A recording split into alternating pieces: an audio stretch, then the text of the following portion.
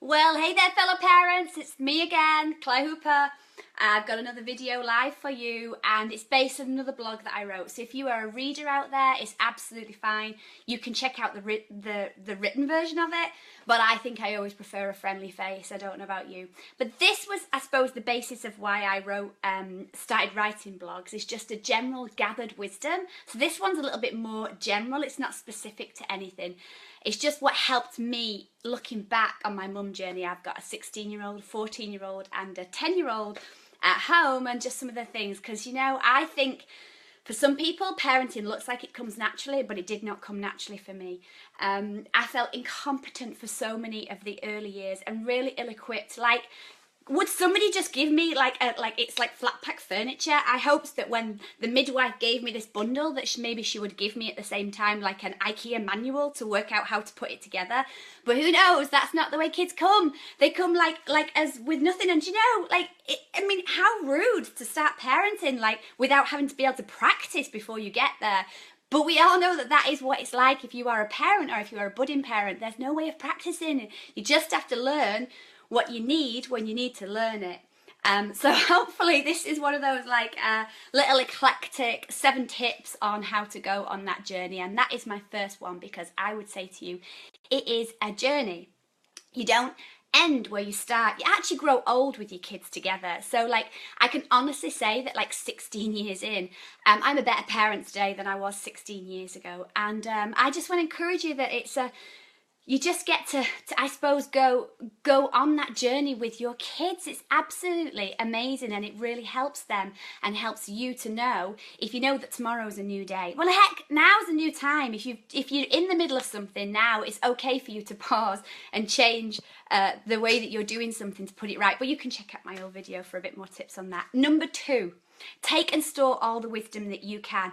Every little bit of it. Make a Pinterest board, read a blog, read a book if you're a book reader, ask your friends, ask the mums. Can I just appeal to the grandmas out there or to the mums and the dads of older kids? Can you just put your tips there? Because that gathered wisdom, I think if there's anything that needs help, it's parenting. There's nothing else that we do in life where we don't research and find things out, but somehow when it comes to parenting, it becomes very personal, like they're an extension of us, and we feel like if we have to ask for help, then maybe we've not got it right. But I think I have learned that over the years, I need to store every tiny bit of morsel of wisdom that works for me.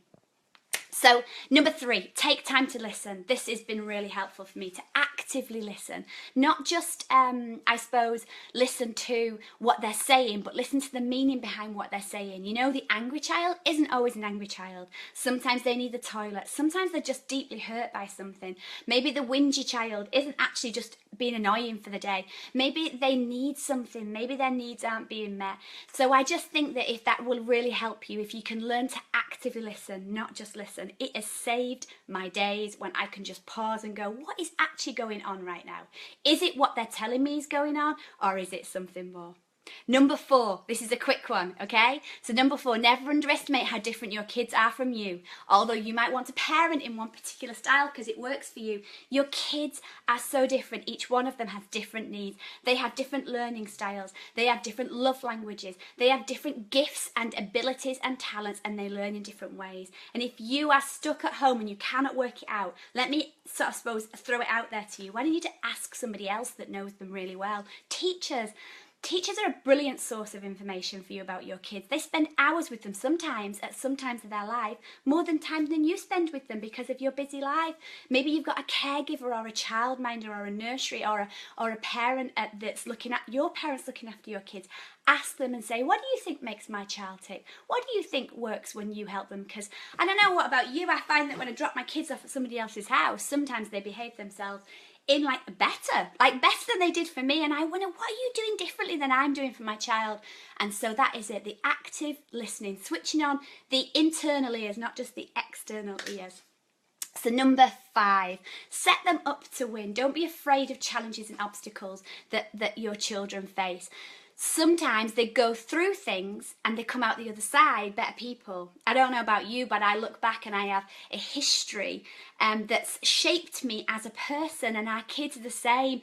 I think I watch it, like we're so eager to step in when they're tussling over a toy with another little one, or when there's a group of situation going on. I hear it all the time. We've got a great neighbourhood, but kids that playing outside and they're maybe not including each other in a friendship group or saying something mean. If you leave them for a little bit longer, and I'm not talking about bullying now, okay? So don't like misunderstand me. I'm talking about just those little things the kids go on with, and they say mean things and I'm not playing with you today, or when they're a bit younger and they take the toy or they fall out with somebody. Very often, if you just leave it for a little bit and they work out how to get over that obstacle, the next time they face it, they're not going to be so upset by the obstacle that they face. It gives them a really good foundation to make really good adult decisions when they become an adult, if you can help them now.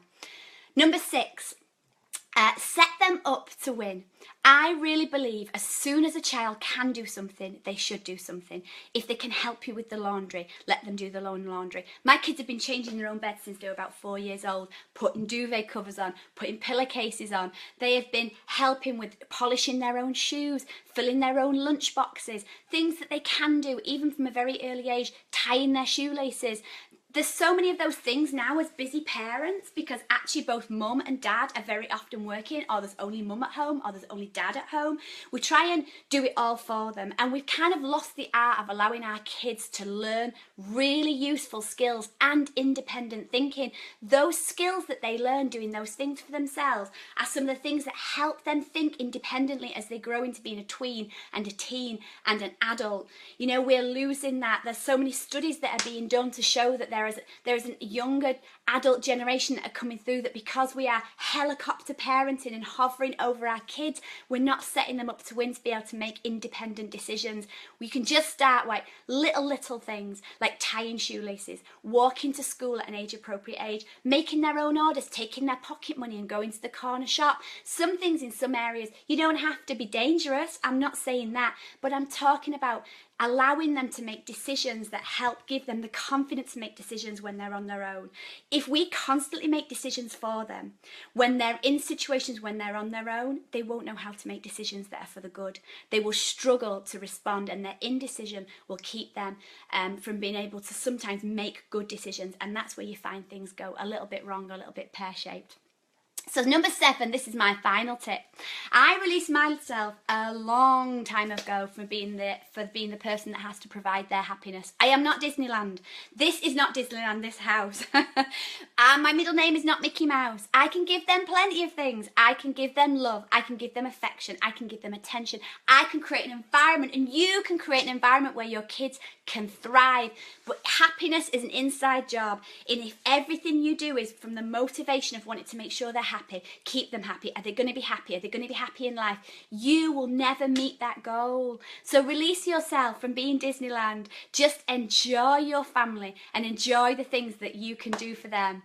You see, that's it. 7 tips, really quick tonight. Overcoming the feeling of this. Will I ever get it right? Probably not. Will my kids need therapy when they're older? Maybe, but what does it matter? At the moment, enjoy what you've got with them. Will they remember the day that I locked them outside? This is what I did to mine once. I just locked them outside. I couldn't face it anymore. I was like, I locked the door, shouted through the letterbox. I was like, leave me alone. Go and find something to do. And I locked the door. And they were knocking like, can we come in yet, Mum? Can we come in yet, Mum? Do you know what? They don't even remember it. Can you believe it? I was like horrified that I'd done that to them. But they never remembered, because actually there's some things that work out for good. And it's funny because actually, although we don't get it right, and yes, sometimes our knowledge is incomplete, and sometimes we don't ever have everything we need to go on this journey, and there is no manual for it. Let me reassure you that actually it's our life is not built on perfection, but tiny moments of some of perfection and some imperfection, but we work it all out in love. So I hope that you have a great evening, and I hope that you've been inspired to know that, again, in your hands, parents, you have the ability to build an awesome environment for your kids and for your family. And if you need any more help, if you've got any more questions, pop them below. But I'll see you next time.